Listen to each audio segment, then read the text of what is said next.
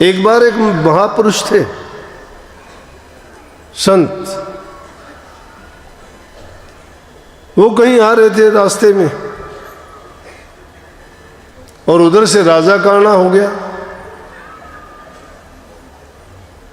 तो उसको महापुरुष को, संत को किसी लकड़ी की जरूरत थी और पेड़ के ऊपर चढ़ा हुआ था। अपने उस दराज से वो लकड़ी एक शाखा को काटने के लिए प्रयास कर रहा था। उधर से राजा आ गया और उसने देखा कि जब उसको काट रहा था तो उसकी वो दराती जिससे काटता था नीचे गिर गई। अब नीचे गिर गई तो वो कहता है ऊपर से ही कि अरे दाती तू नीचे गिर गई, मैं फिर नीचे उतरूंगा, तुझे लेके आऊँगा, इतना मुझे टाइम लगेगा, मेहनत करनी पड़ेगी, जब तक तो मैं काट लेता, तू ही क्यों ना ऊपर आ जा। दराती ऊपर चली गई। राजा देख के हैरान हो गया, देखने वाला नहीं, और ये कौन है ऐसा। राजा ने जाके पेड़ के नीचे खड़ा हुआ, उनसे पूछने लगा, और जब महात्मा नीचे आए तो कहने लगे कि आप तो महापुरुष हो, पहुँचे हुए संत हो, मुझे भी ये नाम की दीक्षा दो।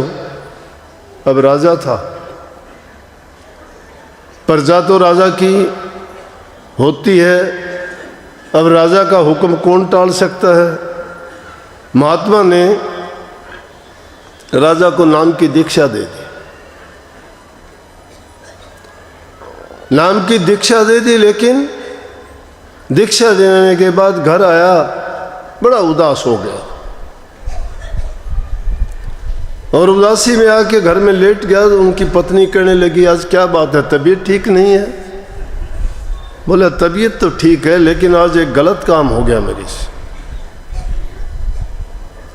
बोला गलत काम, क्या गलत हो गया ऐसा, आप तो कभी ऐसा गलत करते ही नहीं हो, लेकिन अगर कोई बात ऐसी है तो बताओ, उसका भी कोई ना कोई इलाज होगा, ऐसा आपको पश्चाताप क्यों है। कहने लगे आज तो मैं लुट गया। लुट गए? आपके पास है ही क्या लुटने के लिए।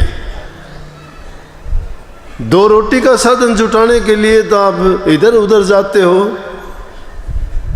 कोई छोटा मोटा काम करते हो, कभी लकड़ियां काट के लेके आते हो, उससे गुजारा चलता है। आज आपके पास क्या था जो लुट गया। क्या आज मेरे से एक बहुत गलत काम हो गया। बोले क्या। क्या आज एक राजा को नाम दिया गया। बोले ओह ये तो बहुत बड़ी बात है। पत्नी बड़ी खुश हुई कि ये तो बहुत अच्छी बात है, राजा आ गया तो अब तो और भी बड़ी बात है। बोला अरे नहीं, गलत ये हो गया कि राजा को नाम दिया गया। बोला ये तो अच्छी बात है तो। बोला नहीं, मेरा दिया हुआ नाम व्यर्थ गया। बोला अभी से आप क्यों पछताते हो, अभी से आप क्यों पछताते हो, इसकी तो मैं आपको तरीका बता दूँ, पता लग जाएगा कि आपकी पूंजी सही जगह गई या गलत गई। सब लोग बुरे नहीं होते, धनवान और राजा लोग भी, बड़े बड़े लोग भी, राजाओं ने तो अपने राजकाज को छोड़ दिया था भक्ति के लिए।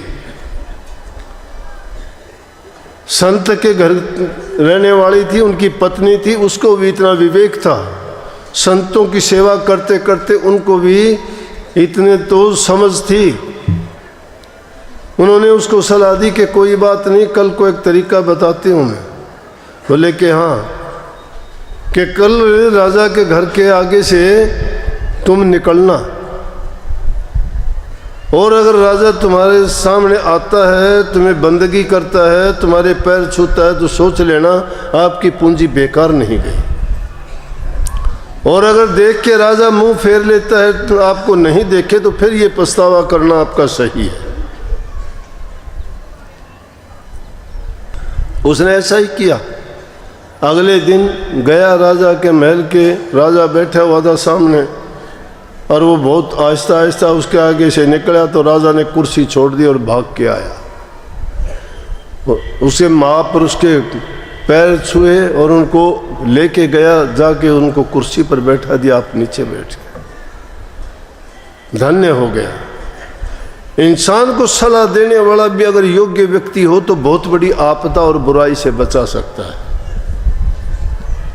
आदमी को किसी को अच्छी सलाह देनी चाहिए, पत्नी को पति को ऐसे वक्त में, बुरे वक्त में या कोई उलझन में या कोई समस्या के टाइम में अगर वो ऐसा देखती है तो उनको नेक सलाह और अच्छा विचार उनको देने से बड़ी समस्या भी हल हो सकती है।